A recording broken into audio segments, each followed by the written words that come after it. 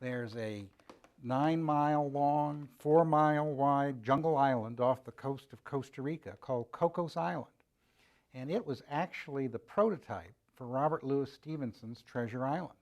And this was supposed to be a great haunt for pirates to go and hide their treasures on the Pacific side. There's an island on the Atlantic side off of Nova Scotia called Oak Island. And some people, myself included, think it was a pirate bank. Some teenagers in 1795 found an excavation. And they thought, aha, pirates have been here. So they started digging, and they dug, and they dug, and they dug. And it finally gave up when they got to about 40 feet. But others followed. But when they got to a certain place, the tunnel flooded.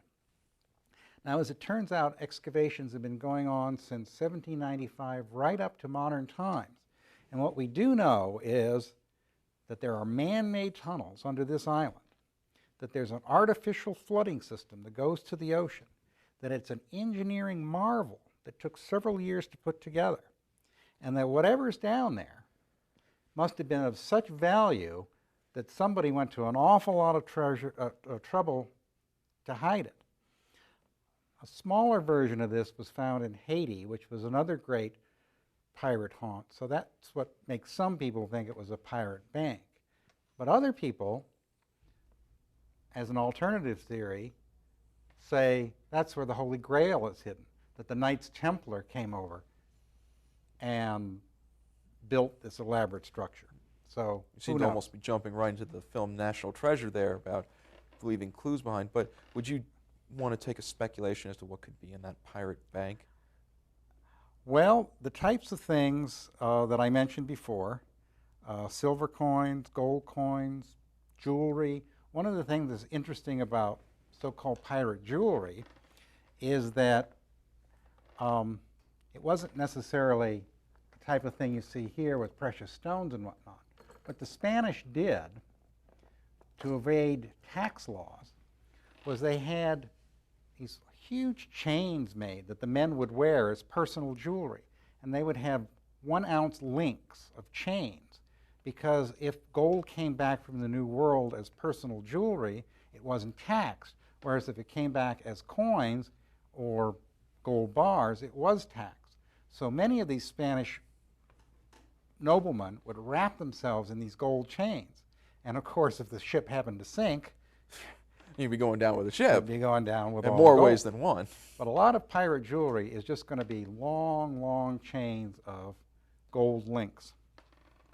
Now, you know, your average run-of-the-mill pirate, he's going to be taking common things like tobacco and trade goods and wine and even slaves. Interestingly enough, there was an article that came out on the front page of the Washington Post recently suggesting that the first slaves came to Virginia, to Jamestown, were brought by pirates who had taken these slaves off of another ship. So the pirates were obviously interested in taking anything of value. And now you say they want to take anything of value. One of the interesting things that's rather notable about pirates is that they would go ahead and turn around some of this loot that they would capture. You said they would take anything they would find, certainly merchant vessels. You might find grain ships and such.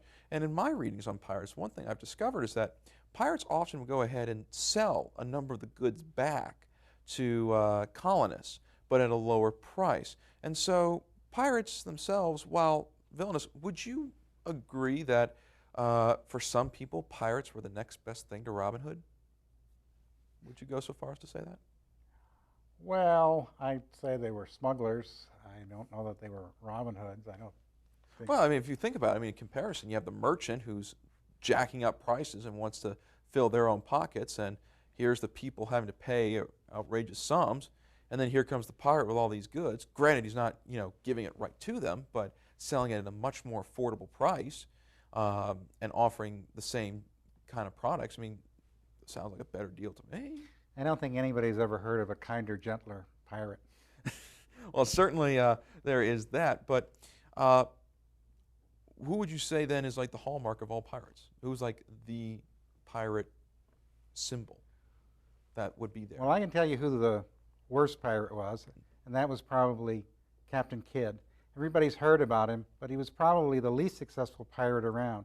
He started out as a pirate chaser in the pay of the English government. He then turned to piracy because he couldn't track down any pirates.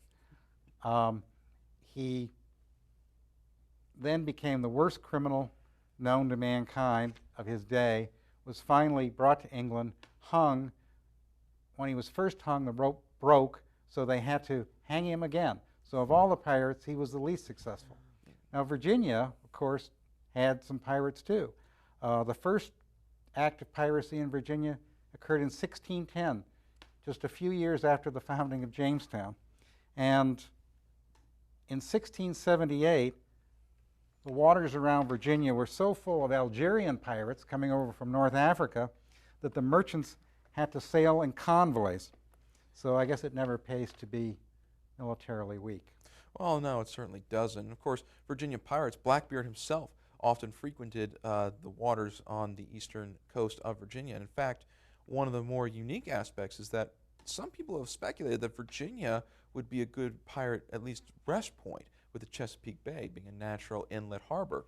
And so Blackbeard himself had visited here. And it was during, in 1716, Blackbeard was there, and the order was given to Lieutenant Maynard to go after Blackbeard and hunt this pirate down. And in fact, when Maynard found him, there was a great battle between both fleets, and Blackbeard's head was cut clean off, and according to legend, his body swam around the ship 3 times before it sank. And that was in 1718, actually. Oh, really? 1718? So Wow. my turn to correct you. 1 for 1 then on the inaccuracies. But